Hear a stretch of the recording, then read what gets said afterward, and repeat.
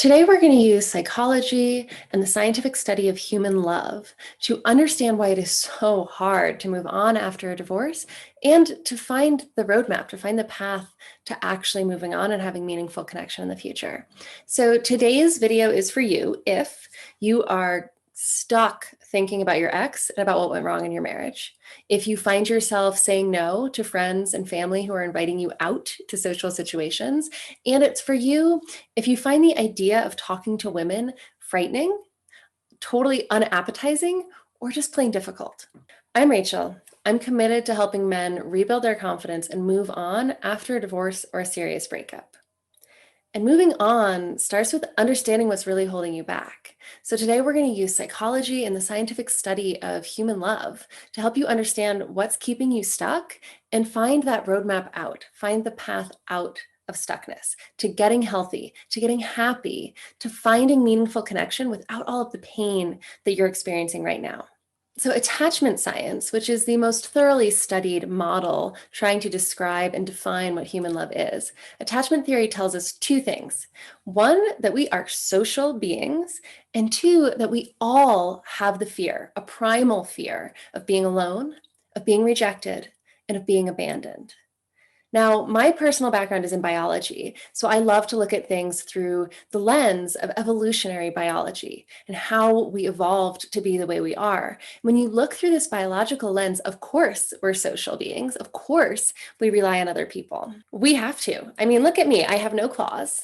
I have no fangs. I cannot run very fast. I cannot jump very high. I don't have any kind of natural fur coat to keep me warm or protect me from the elements, right? In a world full of predators, full of variable weather, natural disasters, and unpredictable food sources, there are only two things that have kept me alive and kept my ancestors alive so that I could be here.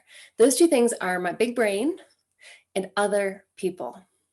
The first, that big brain, is so interesting to me because it's what makes the latter so important. It's part of what makes us so dependent on other people.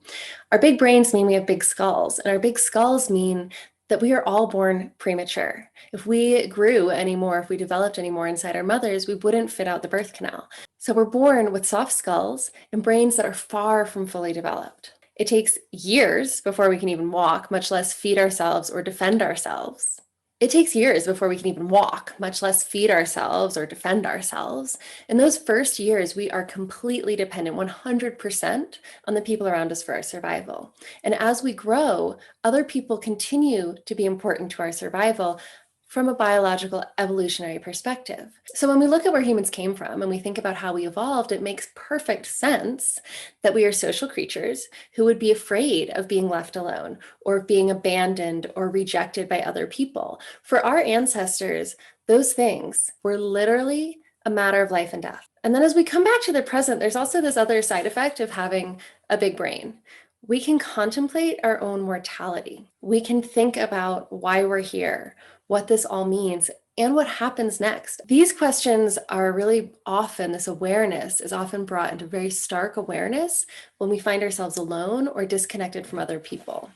I'm going to misquote her horribly, but Sue Johnson, one of the founders of emotionally focused therapy, said that we need a felt sense of connection to at least one other human in the world to keep our existential fears at bay. The point of all of this is that our desire to feel connected to other people stems from not only a drive for biological survival, but also from a psychological need for stability and psychological safety and relief from those existential fears that we all share. So what does this all mean in the context of divorce? There's something interesting that happens in a divorce, especially when you are not the one who initiates that divorce. It's very common that these primal fears, which are often subconscious, right? This fear of being alone, being rejected, being abandoned. Usually we're not aware of that until either it happens, like you get divorced, or maybe you're not even aware of it until now when I start talking about it and you're like, oh yeah, that's true, that is in there for me. So that subconscious primal fear gets linked to your sense of intimate connection with another person when you go through a divorce. And I think this actually happens more commonly for men than it does for women in divorce, because men and women are socially and culturally conditioned to deal with emotion differently. More women file for divorce than men, and many men are blindsided. They didn't see it coming. When somebody that you felt very connected to, your spouse, somebody that you relied on in a lot of ways, is suddenly gone, you are thrust into that place of primal fear of being alone, feeling abandoned, of being rejected. And it hurts, and it is all tied up in your sense of connection to that person. So when you try to move on, especially when you try to start dating or even think about meeting somebody new, something gets triggered in you, right? As soon as you feel that connection, either in your imagination or in person to a new person, a trigger goes off and you are thrust back into that primal fear, that fear of rejection, that fear of abandonment, that fear of ending up alone. It all comes flooding back in. Essentially, your sense of intimate connection with another becomes electrified. You can't touch it without the fears coming up for you. And yet, on the other hand, without that connection, you are alone, which is the fear. This is a trap that so many men fall into after divorce. This is why they're stuck, because no matter what they do, they are slapped in the face with that fear of being alone, of being rejected, of being abandoned. Whether they try to move on and reach out, or whether they stay stuck in the past, all they get is that primal fear coming up one way or another. Fortunately, we have that big brain, and it is incredibly adaptable. Breaking free from this trap, from this catch-22 of primal fear and the need for intimate connection, starts by accessing and getting to know those primal fears while rebuilding and healing your relationship with yourself. When you do that, three things start to happen. You are able to finally process all of the intense emotions that have been simmering under the surface since your divorce. You are able to rebuild your self-trust and quiet your inner critic. And you're able to start teaching that big brain, training that big brain to recognize that we are not in a cave in 10,000 BC, and that this is not a life and death situation. As you heal your relationship with yourself and start learning to rely on yourself and have your own back emotionally and psychologically, then you can start to lay out a real roadmap for success in future relationships.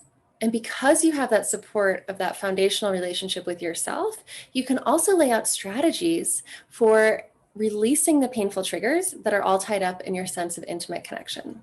Unlikely as it may seem to you right now, when you build a solid foundation of self-trust, you can risk intimate connection with another person, safe in the knowledge that you know who you are and that you can handle any reaction that they might give you. If this sounds like something you want to do, click on the link in the video description below to book a free strategy session with me. You will be taken to my calendar where you can schedule a call and we'll have a one-on-one personal conversation, figure out what's going on with you, what your goals are, and if I'm the right fit to help. And in the meantime, click subscribe, turn on notifications. Every Tuesday and Saturday, I'm going to have new videos out to help you understand why you're feeling and experiencing all of the things that you are during and after your divorce, and how you can start to rebuild, move on, and create a better life for yourself beyond that divorce. Thanks for joining me. I'll see you guys in a few days.